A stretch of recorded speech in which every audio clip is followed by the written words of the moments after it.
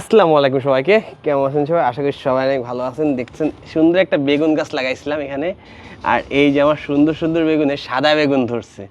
এই যে একটা, তারপরে এই পাশে একটা সুন্দর, একদম এত সুন্দর কিউট একটা বেগুন হয়েছে।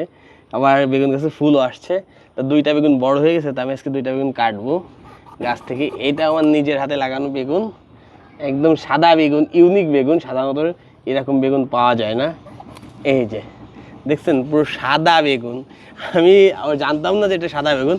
আমি লাগাইছিলাম সবুজ বেগুন, গোল বেগুন ভেবে, ঠিক আছে, কিন্তু বের হয়ে গেছে সাদা বেগুন। একদম কাটা আলাই, দেখেন কাটা আলা, একদম সাদা বেগুন, টকটকে সাদা, দুধের ভিতর সাদা বেগুন। যায় না, আমি শুনছি এই বেগুনের টেস্ট নাকি অনেক ভালো। তা খাওয়ার পরেই বোঝা যাবে বেগুনটা ভালো। আর নিজের হাতে লাগানো কোনো গাছে যদি সবজি হয়, সেটা দেখতে আরও যে কতটা ভালো লাগে, মানে মনের মধ্যে একটা উৎফুল্ল কাজ করে, অনেক ভালো লাগে। তো সবাই ভালো থাকবেন, সুস্থ থাকবেন, আল্লাহ হাফেজ।